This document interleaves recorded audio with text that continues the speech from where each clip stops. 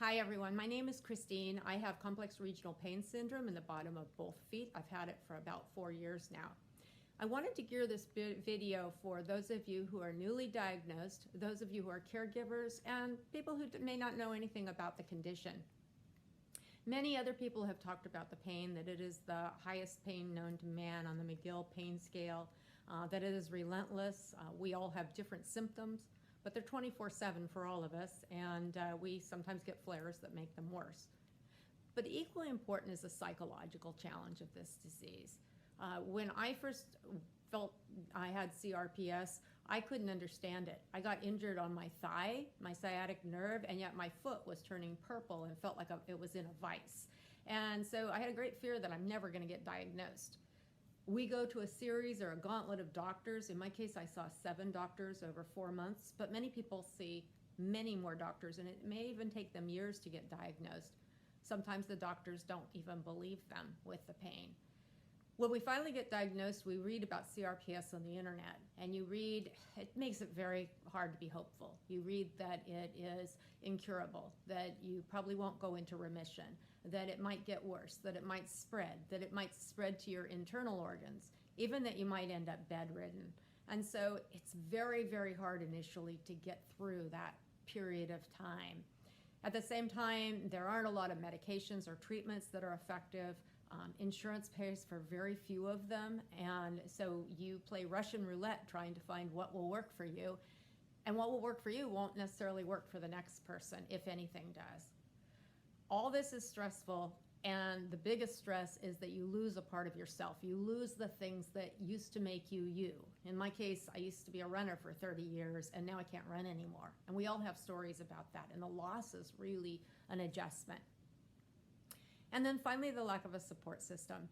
With conditions like cancer, you have a built-in network. But with CRPS, no one's heard of it before. So you really have to make an effort to find others who have this. And I encourage you to do that. RSDSA has been wonderful in that regard, providing other people who can walk beside you in this journey. So there's a lot of challenges, but I also want to say a note of optimism. It can get better. I've gotten a little bit better over the last 4 years. It's not as severe as it used to be, and I have many more people that share the experience with me and make it so much easier. So know that we're here and we care about you, and keep educating yourself about CRPS. Thank you. Hi, my name is Breanna, and I have chronic regional pain syndrome, other known as reflex sympathetic dystrophy, and today I'm going to tell you a little bit about my experience with it. Here's my timeline. I was born in 1993. In 2004, I was 11 years old and I was diagnosed. Just to skip ahead, in 2021, I am now 28 years old. I moved to Arizona as of 2019. I am thriving in a warmer climate, living independently, and now I only have to use prescription drugs as needed when I'm having really bad flare-ups. Here is a summary of my treatment. Here is not a complete list of all the medications that I've been on, but the ones that have been most prevalent to me. Again, did not take antidepressants and painkillers at the same time. What would I tell somebody with CRPS? I could write an entire book about it, but here is the cliff notes. You are stronger than you realize. Rest days are not wasted days. That's one that I have to tell myself constantly. Some days are better than others, even if I wasn't sick. Just because someone has what appears to be good health, that doesn't necessarily mean that they are having a better experience than I am. The other thing is my condition does not define who I am, but it does explain it. I feel sometimes in the community, we can get so wrapped in our limitations that we're no longer, Breanna or whoever, we're Breanna with CRPS. And I think it's really important to recognize that CRPS is something that is a part of me, but it is not who I am. Lastly, you know you best. You have to be your own advocate. That was something that I learned over the course of my life, because when I was little, I had my parents to speak for me. And through that time, I had to learn to speak for myself. And I think that a lot of us do a really great job of knowing ourselves. Here's a quote that inspires me when I am having some of my worst days. I am not afraid of storms, for I am learning how to sail my ship. And that is my experience with CRPS thus far, or RSD. I hope that you all have a great awareness month, and I hope that my journey resonated with you as much as yours resonate with me. And I hope to share more stories with you guys. Happy awareness. Hi everyone, my name is Gina and I am a CRPS Warrior. I was formally diagnosed with complex regional pain syndrome in September of 2019. My journey of having chronic pain has been 10 years in the making. In 2011, I broke the ball of my foot, which resulted in me having surgery. However, I was having weight-bearing issues and pain, so the doctors recommended a calf lengthening procedure to help relieve some of these concerns. Unfortunately, during this procedure, my sural nerve in my right leg was stretched out, and I lost 55% feeling from the right side of my leg and foot, all below the knee. I was referred to a doctor who specialized in nerve repairs. I underwent a nerve wrap initially, with no success, and I ended up forming a neuroma from that surgery. I was still experiencing nerve pain, nerve loss, and everything in between. We then decided to do a nerve transfer and to remove the neuroma. I wish this fixed all the problems I was having, but it only intensified my symptoms. I was then referred to a pain specialist. From the orthopedic standpoint, there was really nothing more that they could do. I met with my initial pain doctor, who prescribed me physical therapy, gabapentin, and Voltaren gel. I used these for a couple of months to see if they would relieve some of my symptoms. I went back for a follow-up and mentioned that my affected foot felt super cold all the time. They used a skin thermometer and found out that my affected foot was 6 degrees cooler than my other foot. I was then referred to another pain clinician in that department who had more experience with symptoms such as mine. He knew immediately from my symptoms, such as the skin color changes, hair loss, and temperature change, that I in fact had complex regional pain syndrome. We tried many interventions in between. It varied from different medications, different therapies, but I just simply wasn't responding to those. So the decision was made to undergo a spinal cord stimulator. I went ahead and did the trial stimulator for the week, and I had pretty significant pain relief. Not everything was gone, but it definitely was a little bit better. So then I went ahead and decided to have that permanently placed. So then in June of 2020, that surgery took place. I have been having minimal pain relief in between with that device, but nothing has truly stuck yet. I am still working with my doctors and device representative, different modulations for my device, and see which programs work best for me. But also, over the summer of 2021, I was found out to have a cervical neck injury. I had back pain for years, neck and back pain for years, but I kind of just shrugged it off as, okay, I'm getting a little bit older, your body changes. So I just went ahead and made myself a spine specialist appointment. And at that time, through an MRI, well, actually I had a myelogram because I couldn't have an MRI due to my spinal cord stimulator. It was found out that I, in fact, had a cervical neck injury that was significantly compressing my spinal cord. So I went ahead. Over this past summer, I had an interior discectomy and fusion, as well as a corpectomy. My affected areas were C5, C6 primarily. And I'm still sort of recovering from those, still doing some of the post-op procedures and appointments. So I'm not 100% back on track with, feeling better as of yet. There's still some things that we need to work on, but I am super hopeful that this will help relieve some of my pain and different issues that I have going on. I also had, within the last couple of years, to come to terms with using a cane. It is something that was very difficult for me to come to terms with. I always saw at 36 years old, I wouldn't be having to rely upon a cane or a walker to help me sort of function through life. But it has granted me some independence, so I take it with stride and I just do what I have to do to be independent and the person that I am. I also, know that a lot of the times this condition can seem hopeless, but you have to keep hope, keep faith, keep pushing, because there is a light at the end of the tunnel. This is a beautiful life and you have to make the best of it, even if some days are just truly, truly, truly hard. And, we know it so well how difficult this condition can be, but I truly believe, that things do get better if you keep pushing and just keep advocating for yourself. You are your best advocate, and that is one of the things that I truly, truly, truly need to tell people, because you are in charge of your body. You know your body the best. Be your advocate, because you are your best advocate.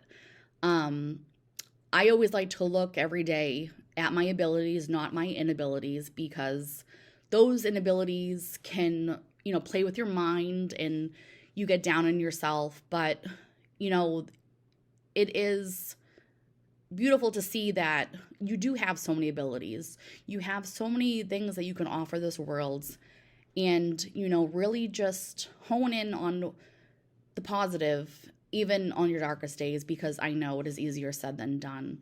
But we are in this fight together. I'm sending you all extra spoons and well wishes.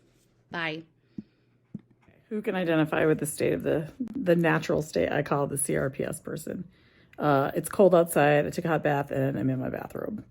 So my story went, I've had chronic pain most of my life. I've had fibro since I was probably about 11. And I went to college at the age of 37 and decided to be a dental hygienist. I also decided I wanted to play softball. So I went back and was a college athlete at 37. I was having so much pain in my back and everything that I thought, well, maybe it's something to do with the way I walk. So I had an injection in my foot for plantar fasciitis, and the pain got pretty ridiculous. My foot swelled up. It turned all sorts of colors. I went to the ER. I called the podiatrist that gave me the injection.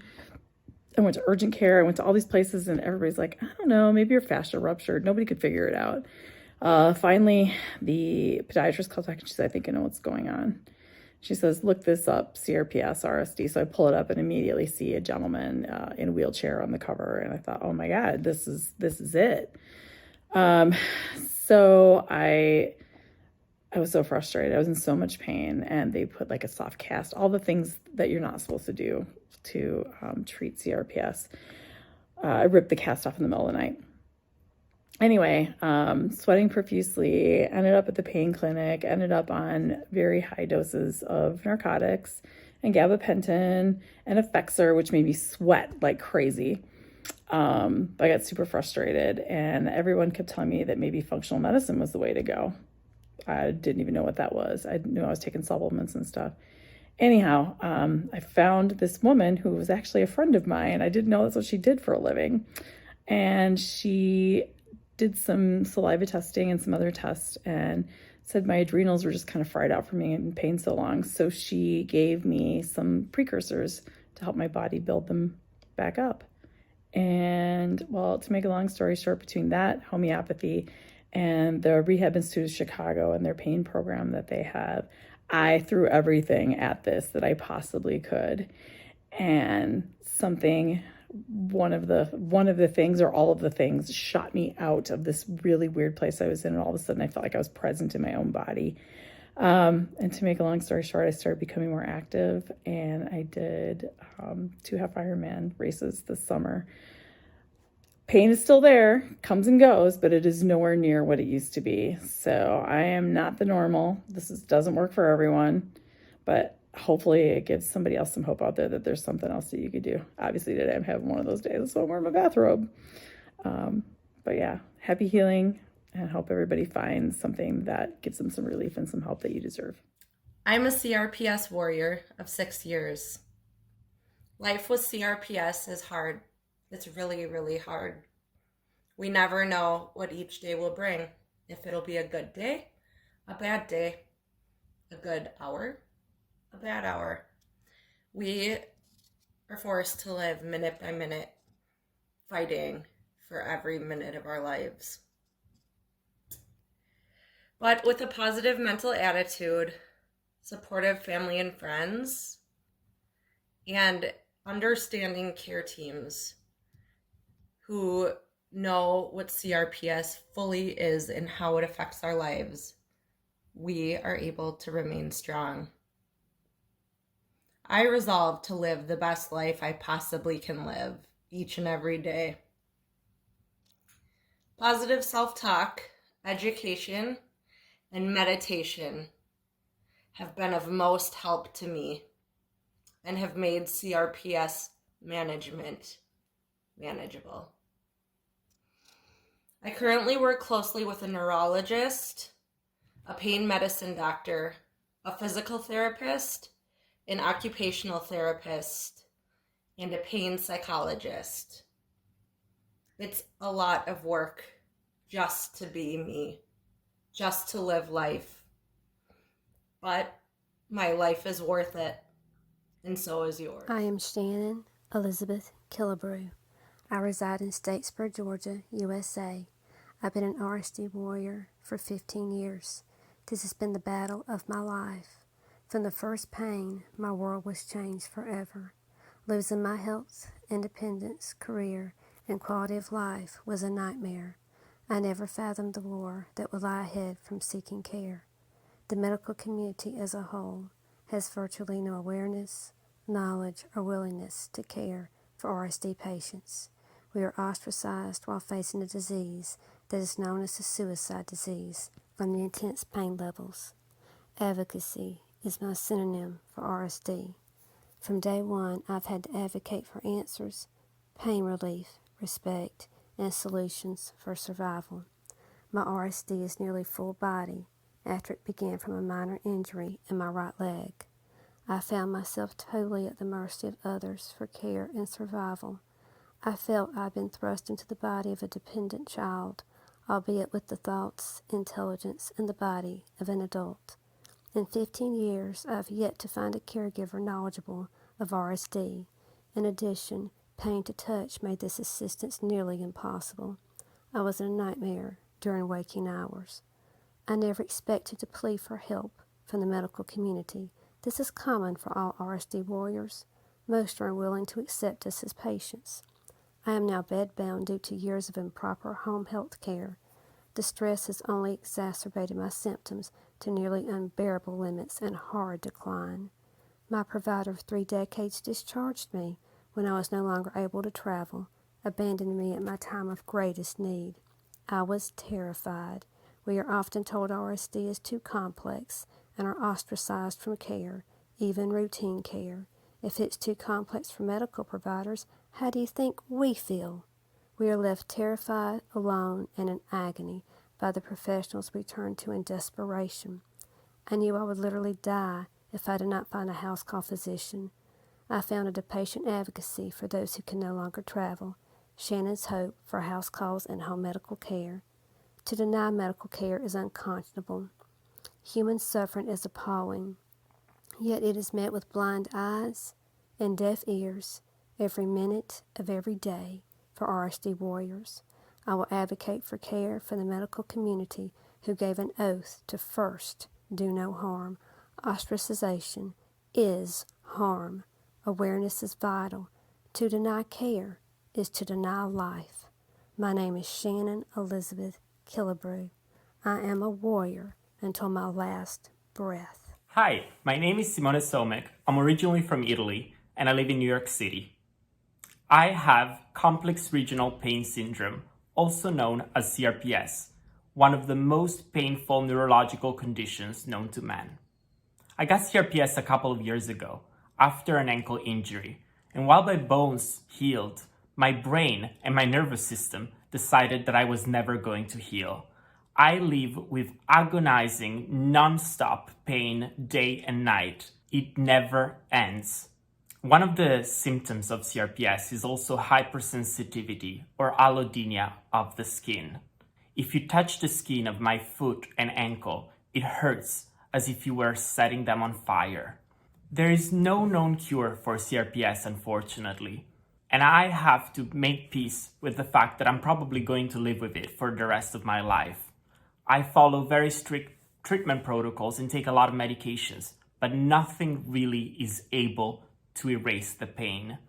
In my life, I have never experienced the same type of pain as the pain that I experience with CRPS. Every single day, I wake up in the morning and I decide that I'm gonna live to the best of my ability. I'm gonna have a job, I'm gonna have a family, I'm gonna enjoy life and laugh, even with this very challenging and difficult condition. November is CRPS Awareness Month, so I urge you all to read more and learn about this condition, spread awareness, so that hopefully one day we can find a cure. Thank you. Hi everyone, my name is Kelly Constein, and this is my 4-year-old service dog Gunner, who I self-trained to help me with tasks around the house and in public. With a lot of hours of training, he does many tasks, including getting my medication from the cabinet, retrieving my water from the refrigerator, turning the lights on and off, opening and closing doors, finding help, and he even picks up his own toys. When parents see this, they ask if I can train their kids. COVID has been a tragic experience for everyone, and I send my condolences to everyone who lost a loved one. Living through the pandemic is a glimpse at the life of someone with chronic illness. Everyone experienced fear and isolation. They received multiple medical bills. There are more questions than answers, and there is no cure. I was diagnosed with CRPS in 2005 at the age of 17 after spraining my ankle during the first week of my senior year of high school while playing volleyball. I knew this wasn't a typical sprain because I was in so much pain just having my ankle taped by the trainer. This past September marks 16 years since I have been dealing with CRPS. I am now 33, so it is difficult to see that number and realize I've lived almost half of my life with this horrendous condition. After lots of tests, exams, and nerve blocks, I was diagnosed with CRPS, which at the time was called RSD, reflex sympathetic dystrophy. After learning more about RSD and CRPS, I was devastated because getting this diagnosis is a tough pill to swallow, especially at the age of 17 when you have your whole life ahead of you. I ended up finishing my volleyball season, but I couldn't handle the pain when basketball season and track and field rolled around. I wanted to stay involved in sports, so I kept stats for girls basketball, and in the spring I did the books for the boys volleyball team. After lots of begging, my track and field coach convinced me to participate in one meet to qualify for the league tournament. I decided to give it a try and I qualified, and I ended up coming in first in the league for shot put, and I had a long enough throw that I actually had the opportunity to participate in Class M for states where I had placed 5th the year before. I received an academic scholarship for math and science to my dream school as a junior in high school, and I was ecstatic and very determined to go to school there. But I had a hard time when we made a second trip to see the school while I was injured and in a wheelchair. I was beyond upset when I realized that the campus would be very difficult to navigate in a wheelchair. I ended up attending school closer to home where all of my classes were in one building and physical therapy was right on campus, which was perfect because I knew I would be having surgery, which ended up being multiple surgeries throughout college. My first surgery occurred in December 2006 between my first and second semesters in college. I walked into that surgery and I have needed an assistive device ever since. It started with crutches, but now I rely on a seated scooter or wheelchair because my heart rate and blood pressure are now affected and cause me to black out randomly, and standing is out of the question because I will pass out. I ended up having a great experience at college, made the most out of my time there, made wonderful friends, received my bachelor's degrees in biology and chemistry with minors in criminal justice, honors in mathematics, and a master's degree in chemistry. I received a 4.0 in all of my courses for my majors, minors, and graduate program. I couldn't have done this alone. When my condition worsened and I needed help due to my spasticity, my mom quit her job and moved on to school with me. We found an apartment and I was able to complete the last year of my undergraduate program and finish my 5th year to get my graduate degree, and I am very grateful for that. Every break or school vacation was booked with procedures and surgeries because I was so dedicated to my studies that I wasn't going to let CRPS interfere with my schooling. Upon graduation, I was offered a wonderful job at Yale School of Medicine, doing research on brain tumors, Alzheimer's disease, and more. I have very bad spasticity with my CRPS, and I lost the dexterity to do lab work. I've had countless surgeries, more procedures than I can count, more appointments than I care to even think about, numerous challenges and setbacks, but I do my best to stay positive. The CRPS has spread beyond my right foot and ankle, and now I have GI, heart rate, and blood pressure issues as well. I missed out on going to my dream college, and I had to quit a job I loved. I've been on this side of the medical field as a patient for far too long, and I dream of being on the other side. I wanted to continue my education with the hopes of receiving an MD and PhD in biomedical engineering to help patients because I know far too well what that's like. I have been in their shoes and can sympathize with them in ways most doctors can't do. Although this isn't possible right now, I can't let CRPS take my life away from me. I can't say every day is easy or say that I am positive all the time, but I do my best to move forward and persevere. I can sit around and feel sorry for the hand I've been dealt, or I can make the best of my situation. If I have a positive outlook, those around me remain positive, which is uplifting, and can make for more enjoyable memories and time spent together. Seeing my friends get established with their careers, purchase homes, get married, and have babies can be upsetting, because although I am so happy for them, I feel disappointed that I haven't achieved my goals, but I've learned to set new goals.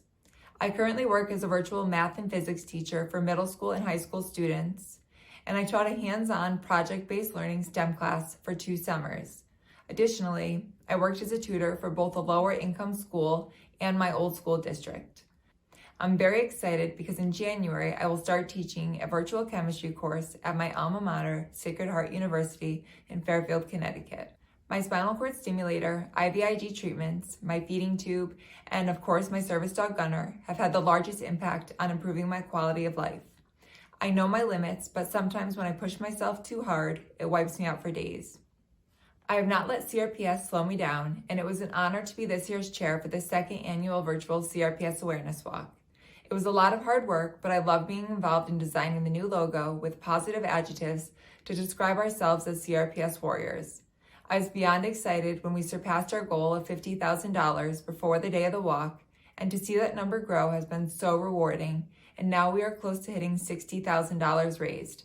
I want to thank everyone out there that participated, donated, and supported the person in their life with CRPS.